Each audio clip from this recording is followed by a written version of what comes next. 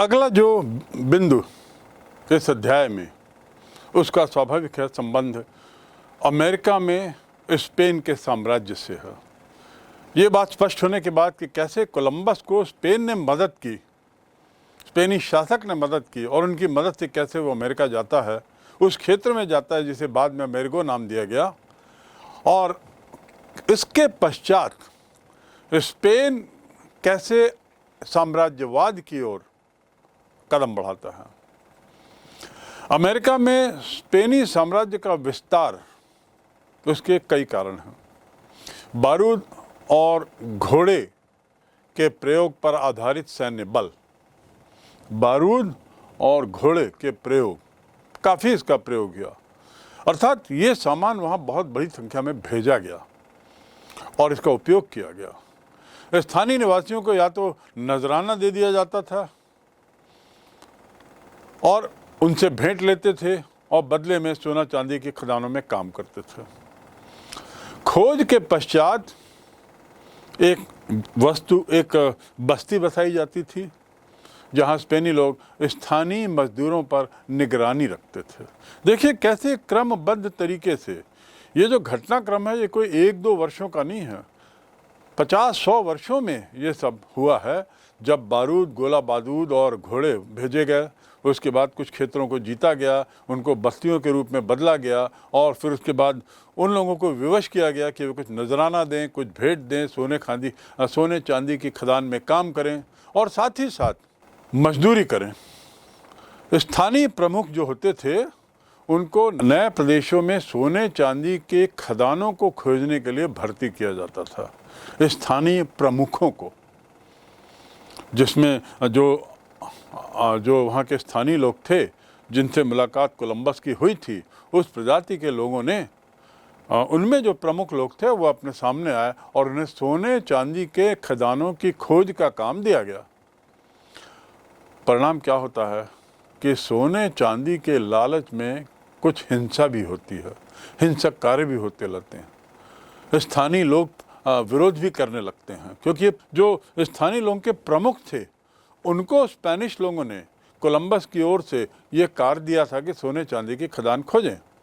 लेकिन जब वो खोजने निकलते थे तो वहाँ के जो और स्थानीय लोग थे, निचले दर्जे के लोग, कई बार इसका विरोध करते थे। स्पेनिश लोगों की आलोचना शुरू हो गई, उनकी बुराई होने लगी।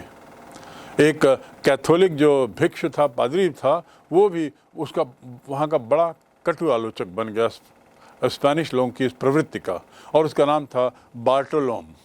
बार्टोलोम था तो यूरोप का, लेकिन बड़ी आलोचना उसने की है। उसने कहा है कि स्पेनिश उपनिवेशवादी अपनी नंगी तलवारें अरावाकों पर रखकर आजमाते थे, अर्थात किसी भी तरह की हिंसा के लिए तत्पर रहते थे। किसी भी कीमत पे उन्हें सोने चांदी की खदान मिल जाए, बस इसके लिए सदैव तैयार रहते थे। ऐसा कहते हुए इस भिक्षु ने आलोचना की है। चारों तरफ महामारी भी फैलने लगी, दमन और विनाश का तांडव भी शुरू हो गया और इस प्रकार सर्वत्र हिंसा, दमन और कुचलना ये दिखाई देने लगा। चेचक बीमारी भी शुरू हो गई और ये बीमारी स्पेनिश लोगों से आई थी। वहाँ के लोगों में ये बीमारी पूर्व में नहीं थी। तो स्थानीय लोगों को यह लगा कि स्पेनिश लोगों में ये जो गोलियां चलाई हैं उसके परिणाम स्वरूप ये सब होता है। कोलंबस की खोज के पश्चात स्पेनियों ने 40 डिग्री उत्तर और 40 डिग्री दक्षिण अक्षांश में अपना अधिकार जमा लिया, अर्थात टोटल 80 डिग्री तक के क्षेत्र को उन्होंने अपना बनाकर एक तरीके से अपने साम्राज्य का विस्तार किया और ये पूरा जो क्षेत्र था वो स्पेनिश कब्जे में आ गया। इन लोगों ने 2 बड़े राज्य भी जीते और ये कार्य 2 व्यक्तियों द्वारा किया गया, हरमन कोर्टेस और उसके साथ पिंजारो। इन दोनों व्यक्तियों के द्वारा जो राज्य हथियाए गए, उस पर जो खर्च आया, उस खर्च को स्पेन के ज़मींदार और अभिजात्य वर्ग के लोगों ने उठाया, साथ ही साथ उन्हें अस्त्र शस्त्र भी मुहैया कराया था। तो इस प्रकार आप देख सकते हैं कि कैसे स्पेन के लोग येन केन प्रकारेण उस क्षेत्र पर अपना कब्जा बनाने के लिए तत्पर थे और 40 डिग्री उत्तर से लेकर 40 डिग्री दक्षिण तक के क्षेत्र पर उन्होंने अपना कब्जा बना लिया था, जो एक बहुत बड़ा क्षेत्र होगा। इसके बाद हम आते हैं कार्टेज और एज़टेक के लोग। इनकी क्या सोच, इनका क्या हर्ष हुआ। कार्टेज और उनके सैनिकों ने पहले तो मैक्सिको को रौंदना शुरू किया। मैक्सिको ये क्षेत्र है, इस पर पहले कब्जा करना शुरू किया और जीत हासिल की। 1519 में कार्टेज क्यूबा से मैक्सिको आता है और वहाँ एक टोटोनिक समूह से मित्रता करता है। क्षेत्रीय समूह जो थे कई तरीके के थे, तो उसमें से एक समूह से उसकी मित्रता होती है। टोटोनिक लोग एज़टेक शासन से अलग होना चाहते थे और इनकी इस मंशा को कार्टेज समझता था और इसीलिए उसने इनके साथ मित्रता की और फिर एज़टेक लोगों से सत्ता हथियाने के लिए प्रयास किया। एज़टेक समुदाय का जो शासक था, जिसका नाम मैंने पूर्व में बताया मोंटेजुमा, उसने कार्टेज से मिलने के लिए लोगों को भेजा। वह स्पेनी लोगों के बारूद और घोड़े देखकर घबरा गया। मोंटेजुमा ने कार्टेज को निर्वासित देवता का अवतार समझते हुए ऐसा महसूस किया मानो वह हमसे बदला लेने आया है। तो इस प्रकार कार्टेज की एक जो इमेज थी वो बड़ी भयावह रूप में वहाँ के शासक को दिखाई दी और परिणाम क्या होता है ये बड़ा स्पष्ट है। अब स्पेनिश लोग जब आगे बढ़ते हैं तो वो सर्वप्रथम ट्वेक्सकलानो नाम के क्षेत्र पर हमला करते हैं। नक्शे में देखिए ट्वेक्सकलानो कहाँ स्पष्ट है। ये लोग बड़े अच्छे योद्धा थे जिन्होंने प्रतिरोध करने के पश्चात ही समर्पण किया। स्पेनिश सैनिकों ने निर्दयता से इनका सफाया किया। आखिर स्पेनिश लोगों के पास चारा भी कुछ नहीं था। फिर वे टेनोक्टिलान की ओर आगे बढ़ते हैं और 8 नवंबर 1519 को वहाँ पहुँचते हैं। टेनोक्टिलान पहुँचने पर स्पेनी आक्रमणकारी चौंक जाते हैं क्योंकि वो मैड्रिड से 5 गुना बड़ा था। मैड्रिड क्या है? मैड्रिड स्पेन की राजधानी। जिस देश से वे लोग आए थे उसकी राजधानी से वाकिफ़ थे और उनको बड़ा आश्चर्य हुआ कि हमारे अपने देश की राजधानी से इतना ज़्यादा विस्तृत 5 गुना बड़ा एक शहर यहाँ पे बसा हुआ है। उसकी जनसंख्या जो थी वो स्पेन के सबसे बड़े शहर सेविले उससे भी 2 गुना ज़्यादा थी। मोंटेजुमा ने कार्टेज का बहुत स्वागत किया। वह भी स्वाभाविक था क्योंकि उसने कार्टेज को एक देवता, साक्षात देवता के रूप में समझा था। उसका स्वागत किया और एज़टेक लोग इन सब स्पेनिश लोगों को शहर के बीच ले जाते हैं। अंततः खूब भेंटें और उपहार देते हैं। स्पेनिश लोगों को टेलक्सकलान हत्याकांड के बारे में जानकर अपने ही लोगों पर शंका होने लगती है और एज़टेक के वृत्तांतों में जो वर्णन है कुछ प्रकार है। ऐसा लग रहा था मानो टेनोक्टिलान ने किसी दानव को शरण दी है। उनके निवासियों को महसूस हुआ कि सभी पागल हो गए हैं। जो लोग आए हैं वो सब पागल हो गए हैं और नशा कर लिए हैं। अर्थात आप समझ सकते हैं कितना विभत्स दृश्य उस समय का रहा होगा। और आज से 600 साल पहले की यह हिंसा तलवार, गोला बारूद और घोड़ों के बल पर हुई। एज़टेक की चिंता भी स्वाभाविक ही थी। कार्टेज शासक को नज़रबंद कर लिया था। वह स्वयं शासन चलाने की कोशिश करने लगा। स्पेन के प्रति मोंटेजुमा के समर्पण को पूरा करने के लिए कार्टेज ने एज़टेक के मंदिरों में ईसाई धर्म की प्रतिमाएं लगाईं और इस प्रकार एक धर्म के विस्तार में भी कार्टेज अपना सहयोग देता है। आखिर हमने पूर्व में पढ़ा है कि कैसे ईसाई पादरी लोगों ने भी नए नए रास्तों की खोज में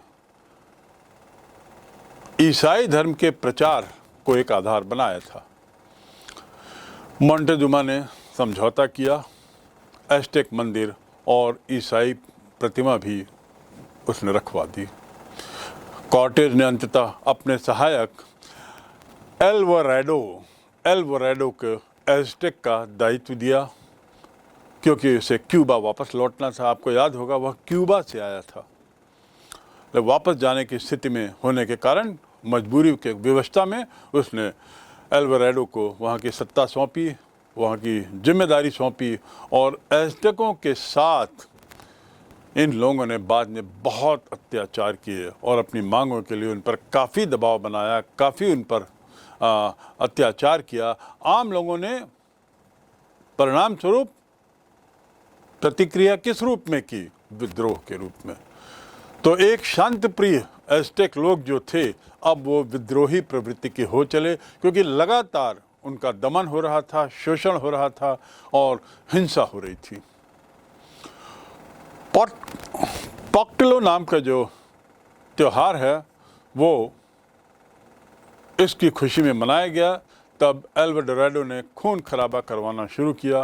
25 जून 1520 अगली घटना, कॉर्टेज वापस लौटता है, लेकिन उसे बड़ी संकटों का सामना करना पड़ा।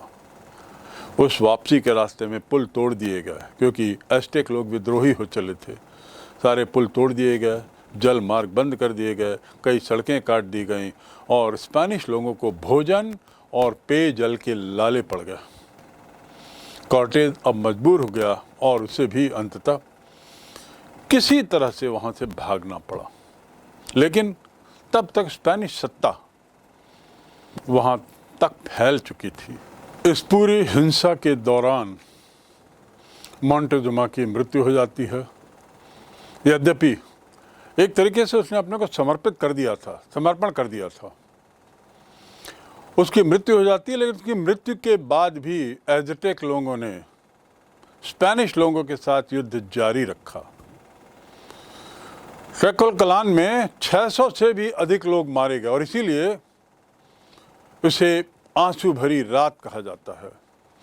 इनमें से कुछ अत्याचारी विजेता भी थे, अर्थात स्पेनिश लोग भी थे। इस हत्याकांड को नाइट ऑफ टीयर्स के नाम से आज भी जाना जाता है। इतनी भारी स्तर पर वहाँ पे हिंसा हुई। और अब मोंटेजुमा के बाद जो नवनिर्वाचित राजा आता है, क्वेटेमॉक, उसके विरुद्ध योजना बनाने का कार्य शुरू होता है और कॉर्टेज फिर वापस आता है क्वेकलकलान। कॉर्टेज का क्यूबा से फिर वापस आना, ये खबर जानकर कि वहाँ का पुराना शासक मोंटेजुमा चला गया है और नया शासक आया हुआ है जो अपने तरीके से स्पेनिश लोगों को परेशान कर रहा है, ऐसा सुनने पर कॉर्टेज स्वयं वापस लौटता है और पाता है कि एज़टेक लोग चेचक की बीमारी से मर रहे थे और उनका सोचना था कि ये शायद जो गोली जैसी चीज़ें हैं, गोलियां जो दागी गई हैं, उसके परिणाम स्वरूप कुछ हो रहा है। ये बीमारी वास्तव में आई तो थी यूरोप से और इन्हीं स्पेनिश लोगों के द्वारा यहाँ लाई गई थी। उसी समय कॉर्टेज 180 सैनिक और घोड़ों के साथ क्वेकलकलान में घुस जाता है। एज़टेक लोग भी पूरी तैयारी में बैठे हैं। एज़टेकों पर अपशकुन से, हथियारों से धावा बोला जाता है और इसलिए सम्राट को भी लगा कि अब मृत्यु नज़दीक है। सम्राट ने भी अपना जीवन त्याग दिया और सैनिक मेक्सिको पर अंततः स्पेनिश लोगों को विजय मिल गई। हालांकि 2 वर्ष का समय लग गया इसको। इस पूरी प्रक्रिया में उस क्षेत्र को हथियाने में स्पेनिश लोगों को बहुत पापड़ बेलने पड़े और पूरे 2 वर्ष लग गए और कॉर्टेज मेक्सिको में न्यू स्पेन का कैप्टन जनरल बना। तो कोलंबस एक तरफ और कॉर्टेज एक तरफ, और इस क्षेत्र को कहा गया न्यू स्पेन। और वह क्षेत्र कौन सा था? मैक्सिको। कॉर्टेज को चार्ल्स पंचम, जो स्पेन का शासक था, उसने बड़ा सम्मान दिया। स्पेनियों ने निकारागुआ जीता, ग्वाटेमाला जीता और होंडुरास पे भी अपना नियंत्रण किया। ये क्षेत्र आज वर्तमान में स्थिति में है, ग्वाटेमाला, होंडुरास और उसके अलावा Nicaragua. Bernard Diaz del Castillo, Dona Marina ने अपने पुस्तक टू हिस्ट्री ऑफ मैक्सिको में लिखा है कि टोबैस्को के लोगों ने कॉर्टेज को डोना मैरिना नाम की सहायिका दी थी। वह 3 भाषाओं में निपुण थी, और उसने इसीलिए एक तरीके से दुभाषीय का काम किया, अर्थात जब दो भाषाओं के बीच में संवाद मुश्किल होता है तो एक दूसरे को कम्युनिकेशन के माध्यम से मदद करने का काम किया। अन्यथा न्यूज़ पेन और मैक्सो की भाषा नहीं समझ सकते थे तो डोना मैरिना ने उसमें मदद की। डियाज सोचता था कि शायद डोना मैरिना राजकुमारी थी, लेकिन मैक्सिकन लोग उसे मॉन्टेचिस्ता कहते, अर्थात विश्वासघातिनी। अन्य प्रजाति जिसका नाम इनका जन था, जिसका मुखिया पिज़ारो था, इनका लोगों की क्या स्थिति होती है। एज़टेक का तो हमने हश्र जान लिया। पिज़ारो जो था वो गरीब और अनपढ़ था। 1502 में सेना में भर्ती होकर कैरिबियन समूह में आए थे। उसने कहानियों में सुना था कि इनका राज्य सोने और चांदी का देश है। यद्यपि गरीब और अनपढ़ होने के बावजूद बहुत बहादुर था। पिज़ारो ने प्रशांत महासागर से वहाँ तक पहुँचने के कई बार प्रयास किए, लेकिन आदमी दृढ़ प्रतिज्ञ था कोलंबस की तरह, और इस बीच वह स्पेन के सम्राट को इनका राज्य के बारे में बताने में सफल होता है। तो स्पेन के राजा को अब इनका क्षेत्र की जानकारी पिज़ारो से मिलती है और सम्राट ने इनका राज्य को जीतने के लिए पिज़ारो को प्रोत्साहित किया और कहा कि यदि पिज़ारो इनका राज्य जीत लेता है तो उसे वहाँ का राज्यपाल बना दिया जाएगा। एक अनपढ़ व्यक्ति, एक गरीब व्यक्ति कैसे राजा तक पहुँचता है और उन्हें विश्वास दिलाता है कि इनका क्षेत्र पर कब्जा बहुत फ़ायदेमंद होगा। 1532 इनका साम्राज्य का राजा जिसका नाम अल्पा था वहाँ पिज़ारो पहुँचता है और जाल बिछाकर राजा को बंदी बना लेता है। ये पूरी घटना बड़े नाटकीय परिप्रेक्ष्य में हुई होगी, लेकिन संक्षिप्त में यहाँ पर यही बताना है कि किस प्रकार येन केन प्रकारेण साम दाम दंड भेद सभी जरिए से स्पेनिश पोर्चुगीज लोग दृढ़ प्रतिज्ञ थे कि हमें अमेरिका के उस क्षेत्र पे कब्जा करना है जहां सोने चांदी और मसालों की भरमार की चर्चा है। अब जब उसे बंदी बना लिया तो राजा ने अपने आप को मुक्त करने के लिए एक कमरा भर सोना फिरौती में देने का लालच दिया। पिज़ारो गरीब व्यक्ति था, उसे लालच दिया जाता है एक कमरा भर सोने का, लेकिन पिज़ारो उसे अस्वीकार कर देता है। और सच्चाई तो यह है कि आज की तारीख में इसकी इतना बड़ा फिरौती किसी के द्वारा किसी को भी नहीं दी गई, लेकिन यहाँ पर इतनी बड़ी कि एक कमरे सोने के बराबर उसे देने का प्रस्ताव था और पिज़ारो ने स्पष्ट रूप से मना कर दिया और वचन निभाया उसने राजा को, और वहाँ के राजा को मरवा दिया जिसे उसने जाल से बंदी बनाया था। और इस प्रकार उसके सैनिकों ने इनका साम्राज्य में लूटपाट मचाना शुरू किया। इसके पश्चात अगला कदम स्वाभाविक था, कब्जा करना। 1534 में जैसे एज़टेक लोगों ने विद्रोह किया था, वैसे ही यहाँ पर स्थानीय इनका लोग विद्रोह करते हैं। इस अत्याचार से, प्रताड़ना से और दमन से प्रताड़ित होकर, और वे लोग विद्रोह पर उठर आते हैं, लेकिन 2 वर्ष तक के विद्रोह चलने के बाद भी सफल नहीं हो पाते। हजारों की संख्या में लोग युद्ध और महामारी से मारे गए और अगले 5 वर्षों में स्पेनियों ने पेरू, बोलीविया, वहाँ के खानों में चांदी के खानों के विशाल भंडार का पता लगाने में सफलता पाई। पेरू, बोलीविया, और इन खानों में काम करने के लिए इन्हीं लोगों को, इनका लोगों को गुलाम बना लिया। तो अब जो स्थानीय वासी थे वे अब गुलाम बन गए और इस क्षेत्र में पिज़ारो के नेतृत्व में स्पेन का कब्जा होता है। आप देखेंगे लगभग पूरा का पूरा दक्षिण अमेरिका स्पेन के कब्जे में अब चला जाता है।